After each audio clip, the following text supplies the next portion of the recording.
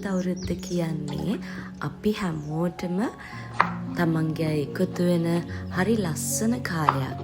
මම පුංචි කාලේ දැකලා තියෙන්නේ මගේ අම්මා තාත්තා මියා එකතු වෙලා අවුරුද්දට හරියට ලෑස්ති වෙනවා, නෑදෑයෝ ගෙදර එනවා. ඒක මට හම්බෙච්ච හරි ලස්සන අත්දැකීමක්.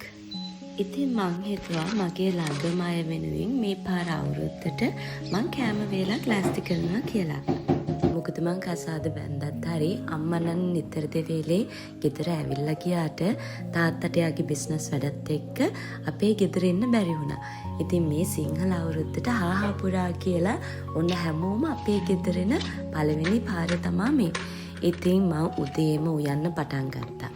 වැඩ ඔක්කොම ලේසි වෙන්න එයා ෆ්‍රයර් එක යූස් කරලා තමා බැද ගන්න වැඩ ටික කරේ. අල බදින එක, අල තෙල් දාන්න කලින් ඊට පස්සේ වම්බටු හදන එක.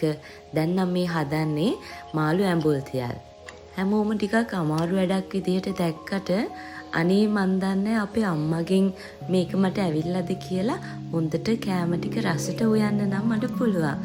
ඉතින් කිසිම ප්‍රොසෙස් එකේ පොඩි කෑල්ලක්වත් අයින් කරන්නේ නැතුව මට දැනෙන රහම විදිහට තමයි මේ කෑම ටික හැදුවේ. අපේ තාත්තට හරියට කෑමවල රස කියන්න පුළුවන්. එයා එතකොට මට කිව්වා මාළු ඇඹුල් තියල් එකට තව හොඳට ගොරකා ලුණු එහෙම එකතු වෙන්න ඕනි කියලා. අපිට අවුරුද්දට ගෙවල් අස් කරගන්නවත් ඇත්තටම ලොකු වෙලාවක් තිබෙන්නේ නැහැ. මොකද මට අවුරුදු පටන් ගන්නකොටම ටිකක් දුර වෙඩින් එකක් වටුණා.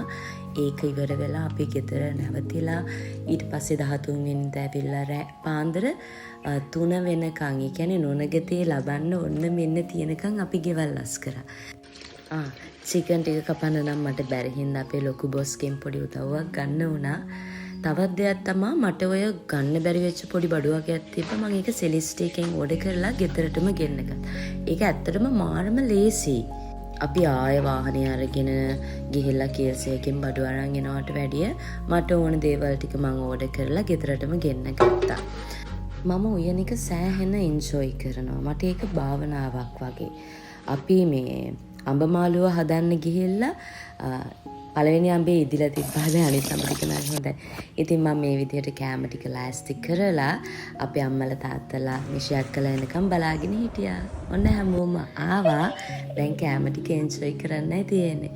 ඇත්තටම මේ අවුරුද්දේ අපි ගොඩාක් බිසි වුණා.